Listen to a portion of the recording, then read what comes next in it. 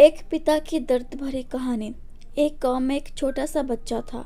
उसके पिता तो थे लेकिन मां की मृत्यु हो गई थी। पिता सारा दिन काम करता और अपने बेटे को पाल पोस कर बड़ा करता है।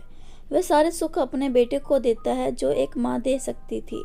उस पिता ने कभी कुछ नहीं मांगा, सिर्फ इतना ही मांगा कि मेरे बेटे को कोई परेशानी ना हो। दिन बीतते गए। बेटा पढ़ लिख कर अच्छा जॉब भी करने लगता है और वह शहर में रहने लगता है। कुछ दिन बाद वह अपने पिता से मिलने आता है। वो कहता है, पापा मुझे कुछ पैसों की ज़रूरत है। मैं चाहता हूँ कि शहर में ज़मीन लेकर अपना घर बना लूँ। पिता इस बात को सुनकर बहुत खुश होते हैं। सोचते हैं कि मेरा बेटा है, एक ना एक दिन नाम करेगा।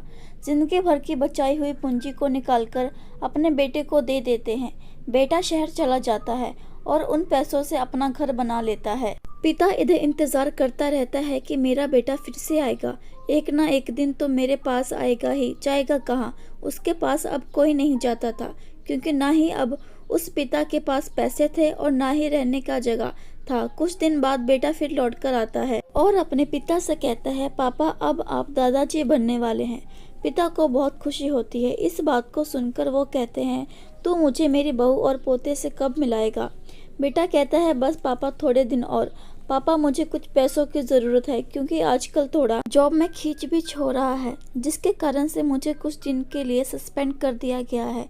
पिता के पास कुछ नहीं रहता है देने के लिए, लेकिन फिर भी कहता है, अच्छा बेटा तो रुक, मैं अभी आया कुछ पैसों का बंदोबस्त करके।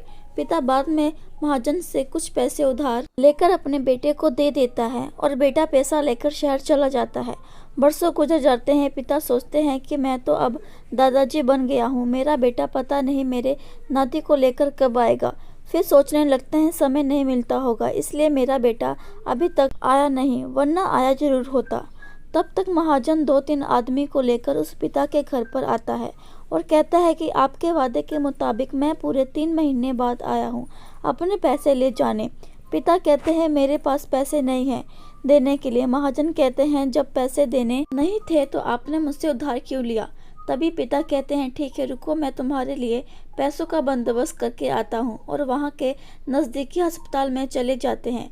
वहाँ जाकर अपना ब्लड डोनेट करते हैं और अपनी एक किडनी बेच देते हैं और उस महाजन का कर्जा छुट्टा कर देते हैं। किडनी बेचने के बाद उनकी स्थिति और भी खराब हो जाती है और वह उस राह में ही जी रहे होते हैं कि मेरा बेटा एक दिन आएगा ज़रूर।